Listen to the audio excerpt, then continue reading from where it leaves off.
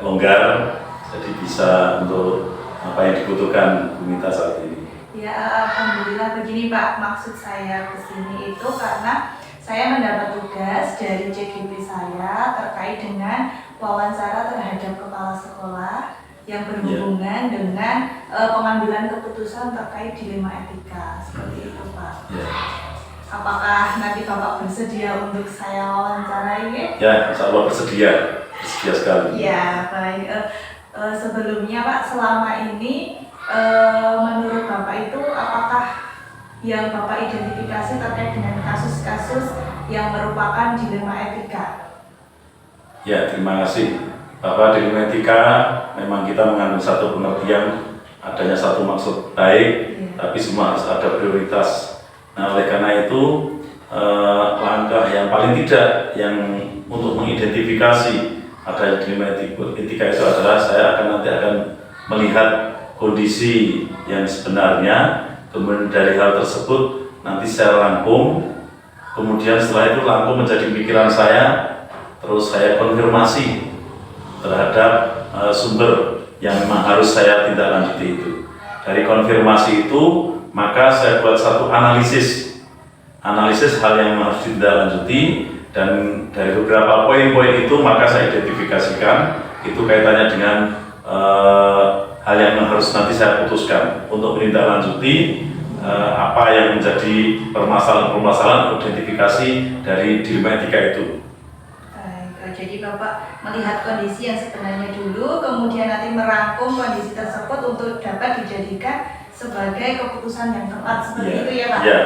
Terus selama ini bagaimana Bapak itu menjalankan pengambilan keputusan di sekolah Bapak, terutama untuk kasus-kasus di mana ada dua kepentingan yang sama-sama benar atau keduanya itu sama-sama mengandung nilai kebajikan? Untuk mengambil keputusan memang ada beberapa aspek yang dipertimbangkan.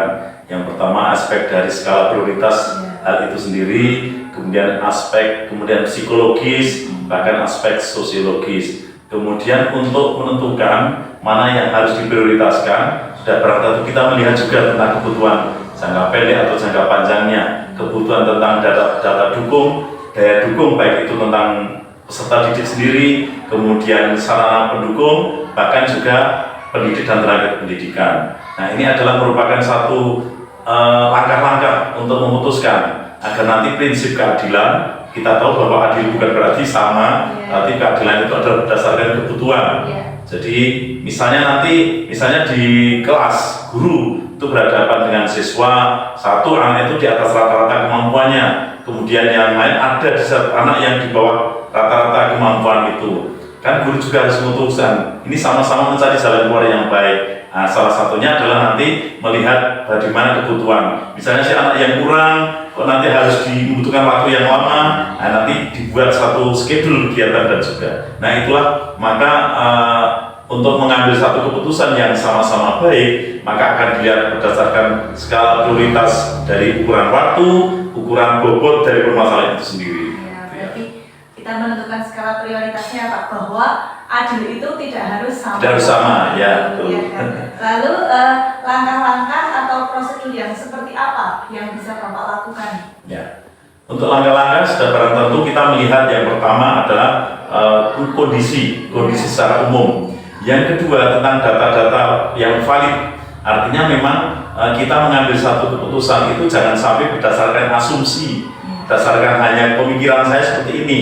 Tapi yang ketiga, kemudian kita melihat juga koordinasi dengan teman guru, faktor internal, bahkan juga dengan pihak eksternal juga. Tapi yang terutama internal dulu. Nah, dari langkah-langkah kita melihat kondisi yang diprioritaskan, melihat data yang valid, maka disitulah keputusan kita akan ambil.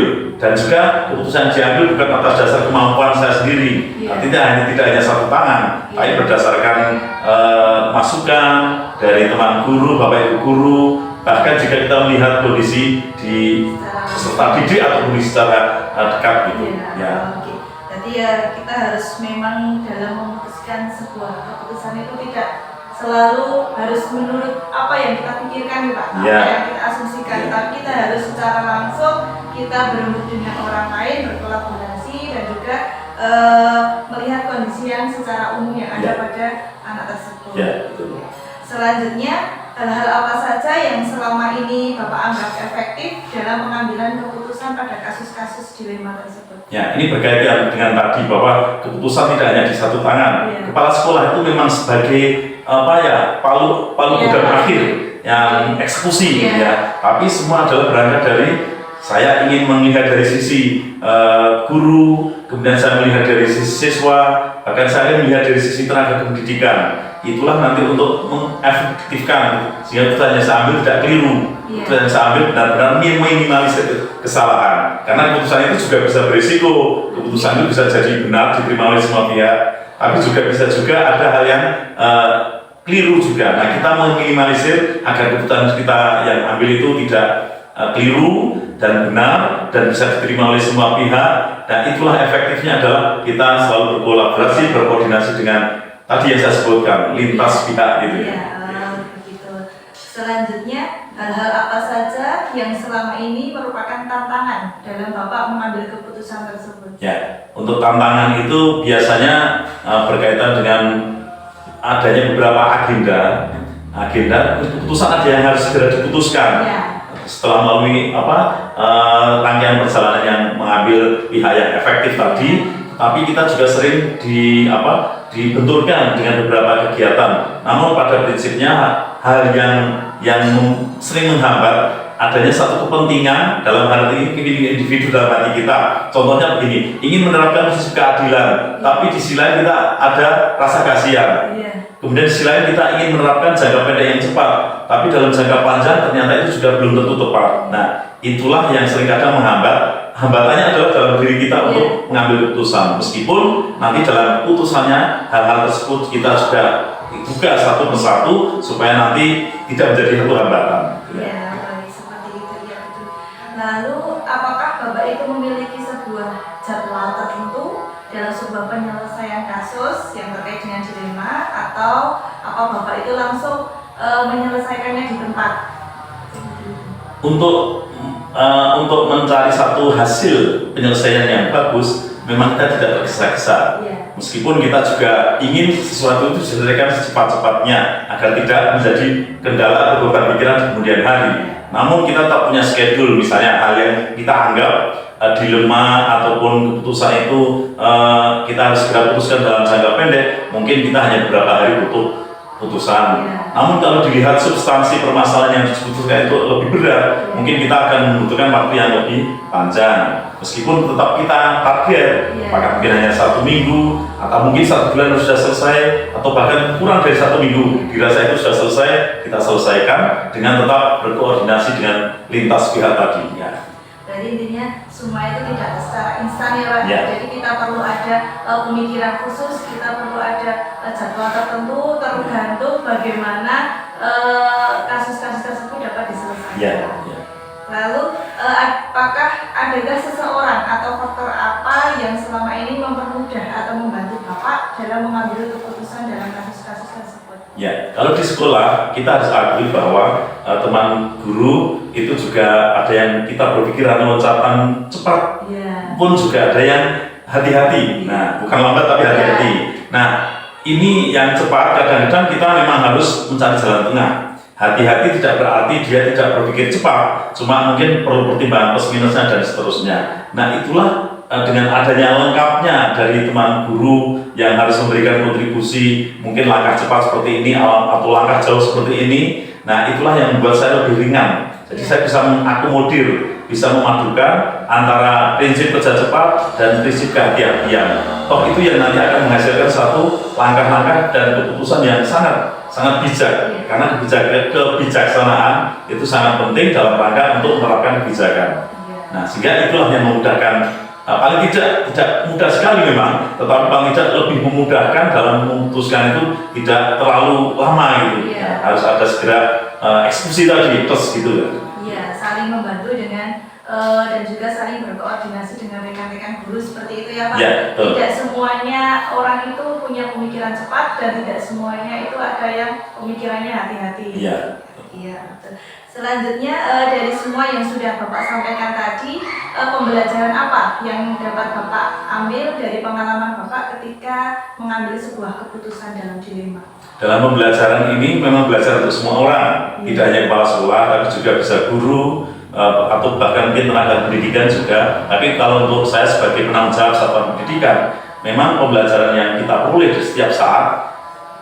Bulan ini kita mengambil satu keputusan tidak bisa disamakan dengan bulan yang lalu atau tahun ini keputusan yang atau tahun lalu yang sudah keputusan yang bisa bagus tapi belum tentu mudah bisa diterapkan saat ini. Semua tergantung dari bobot permasalahan atau kasus yang harus diputuskan. Artinya pada prinsipnya kita tidak menyamakan konsep yang lalu harus diterapkan sekarang, tapi paling tidak kondisional. Sehingga saya melihat keputusan itu aspek kondisional tadi saya sebutkan, kondisi satuan pendidikan, kemudian kondisi psikologis yang terlibat dalam permasalahan itu, maupun nanti follow up tindak lanjut untuk melanjutkan atau paling tidak menyelesaikan semua permasalahan itu. Jadi pada prinsipnya pembelajaran yang kita peroleh adalah kita belajar bahwa memang ada dinamika yang perlu kita tempuh. Hari ini belum tentu sama dengan yang kemarin, konsep besok belum tentu sama harus dengan yang gitu. Baik, jadi ketika memutuskan sebuah keputusan, terutama yang terkait dengan dilema ini memang tidak mudah ya Pak. Kita perlu dengan banyak kondisi, banyak bagaimana kita menentukan skala prioritasnya, terus dibutuhkan waktu juga, tidak harus tergesa-gesa, dan intinya yang terpenting adalah saling kolaborasi. Seperti itu ya Pak. Baik, terima kasih Bapak atas waktunya. Saya kira pertanyaan saya ini cukup sekian.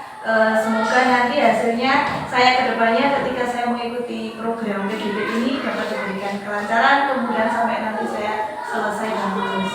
Ya, terima kasih. Saya selalu mendoakan semoga nanti ditempuh dengan lancar dan semua memang harus belajar tadi, belajar menggali informasi, belajar ilmu dan nanti untuk kesuksesan yang akan datang. Baik, terima kasih sekali Pak. Assalamualaikum warahmatullahi wabarakatuh. Waalaikumsalam warahmatullahi wabarakatuh.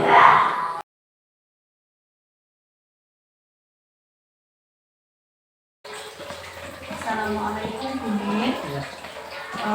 Mohon maaf mengganggu waktunya Bu Min sebentar. Saya di sini bermaksud untuk mewawancarai Bu Min selaku kepala sekolah CSD ketiga ini dengan berkaitan dengan tugas saya sebagai PDP yang untuk tugas demonstrasi kontekstual yang berkaitan dengan dilema etika.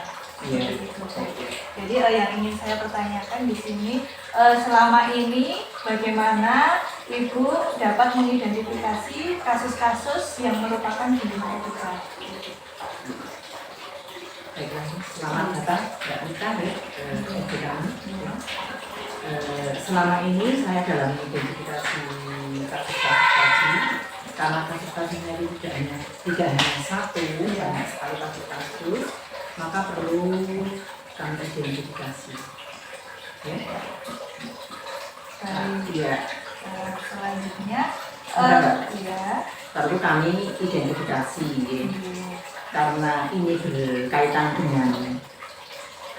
atau berkenaan dengan sikap yang perlu saya lakukan sebagai kepala sekolah. Adalah yang pertama dengan pendekatan. Yang seperti itu dengan pendekatan dan komunikasi.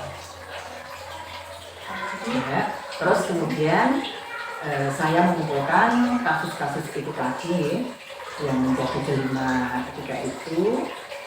Kemudian saya pertimbangkan, saya pilih mana nanti yang lebih dulu untuk ditangani. Ini sesuai dengan pertimbangan jangka panjang. Jadi dengan menggunakan pendekatan dan juga komunikasi ya Bu. Lalu selama ini bagaimana Ibu itu dalam menjalankan pengambilan keputusan di sekolah itu, terutama untuk kasus-kasus di mana dua kepentingan itu sama-sama benar dan juga sama-sama mengandung nilai kebajikan.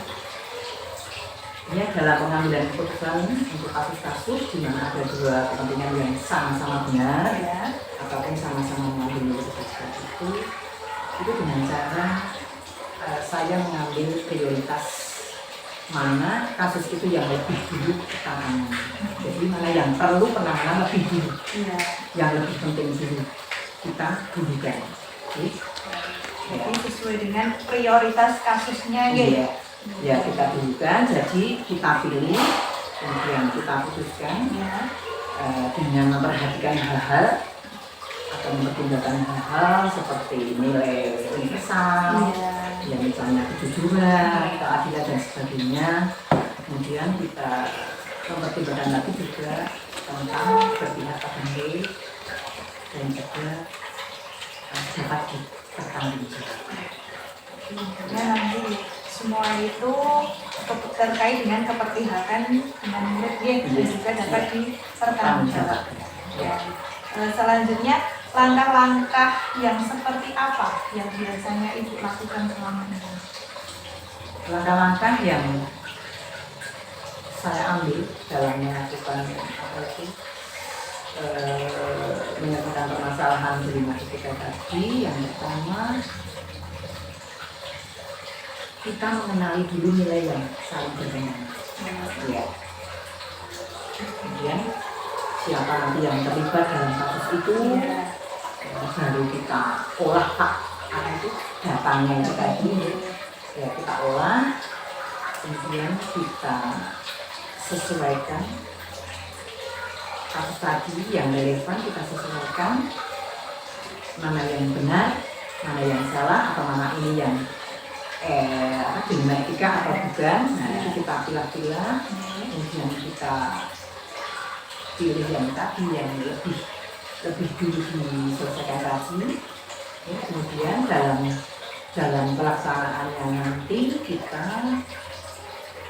semua akan menggunakan pilihan paradigma, ya, nanti sesuai dengan masalahnya. Jadi nanti paradigmanya saya sesuaikan dengan kasusnya. Sesuaikan dengan paradigma Ya. kasus tersebut. Ya. Ya. Lalu menurut Ibu, hal-hal apa saja yang selama ini Ibu anggap efektif dalam pengambilan keputusan pada kasus-kasus tersebut? Hal-hal yang selama ini saya anggap efektif itu mengenai keputusan Mbak ya, yang sudah saya ambil itu, Iya. maka harus saya laksanakan sesuai regulasi. Ya. Sesuai dengan regulasi. Iya. Deh. Ya. Selanjutnya, menurut Ibu, hal-hal apa saja yang selama ini merupakan menjadi tantangan dalam pengambilan keputusan pada kasus tersebut? Ya karena masih ada guru-guru yang sudah lama, Ya. yang senior, dan dalam pembelajarannya itu kalau menggunakan IT itu kan agak kesulitan. Ya. Jadi itu yang menjadi tantangannya ya. Tantangannya itu maka Ya. kemudian sulitnya untuk merubah mindset. Ya. Mindset dulu dalam penyampaian pembelajaran misalnya melalui IT. Jadi terkait dengan masih adanya beberapa guru senior yang kesulitan dalam IT Iya. seperti itu ya, dan juga dalam perubahan mindset. Ya. Kemudian pola pikirnya juga harus yang modern. Jadi Iya. tantangannya itu. Iya, berarti meskipun itu sudah senior, tetapi harus dituntut untuk menjadi ke generasi yang Iya. akan. Ya.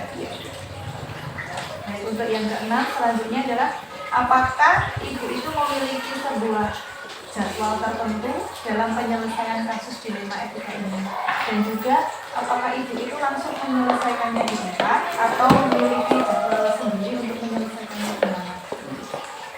Untuk dalam hal ini yang kasus saya ini tentu ada jadwal tertentu ya. Jadwal tertentu yang fleksibel nih sesuai dengan kasusnya. Ya, Jadi tidak saya selesaikan secara langsung ya. ya. Jadi kita ada jadwal tertentu. Misalkan ini kasus saya ini dalam hal pembelajaran guru misalkan. Ya. Nah ini kasus ini saya mengambil tindakan dengan melaksanakan supervisi akademik. Seperti ini, jadi tidak ada jadwal tersendiri. Ya. Pelaksanaannya Iya, sendiri. sendiri. Nah, selanjutnya adakah faktor-faktor atau yang selama ini mempermudah Ibu atau membantu Ibu dalam pengambilan keputusan kasus-kasus tersebut? Nah, faktor yang mempermudah itu nanti apabila ada kasus seperti itu, saya dalam mengambil keputusan saya berkolaborasi dengan penanggulangannya, kita musyawarahkan bersama tentang kasus itu tadi. Jadi tidak saya putuskan sendiri, tetap berkolaborasi dengan penanggulangan. Ya, tentunya dalam kegiatan dalam memutuskan suatu kasus itu perlu adanya kolaborasi dengan rekan guru begitu Ibu. Dari semua hal yang sudah Ibu sampaikan tadi, pembelajaran apa yang dapat Ibu petik dari pengalaman Ibu ketika mengambil keputusan di dunia etika ini? Ini pembelajaran selama saya melaksanakan kasus jaminan etika itu satu dapat mendorong saya untuk atau harus menguasai aplikasi. Yaitu kemudian karena nanti dalam penyelesaian masalah kan kita harus menggunakan pendekatan dan sebagainya. Jadi saya harus menguasai komunikasi. Yang terpenting adalah komunikasi. Ya. Terus kemudian saya dapat juga pembelajaran tentang psikologi. Ya, nanti yang kita terapkan sesuai dengan kasus-kasus yang ada. Dan juga yang lebih penting lagi itu saya lebih mengetahui peraturan yang ada. Peraturan yang ada di Iya. selain tadi mendorong untuk kita lebih tahu apa itu kompetensinya, kemudian di psikologi, kemudian juga Ibu lebih harus lebih tahu juga peraturannya Iya. menguasai. Baik, sepertinya cukup Bu, informasi yang Ibu sampaikan tadi sangat membantu saya untuk kegiatan kali ini. Semoga nanti ke depannya saya tidak doa Ibu, semoga nanti saya bisa lancar menjalankan. Saya doakan semoga TGP-nya mudah-mudahan selesai satu. Amin. Baik, terima kasih Bu. Monggo silakan dilanjut. Permisi. Assalamualaikum Bu. Waalaikumsalam warahmatullahi wabarakatuh.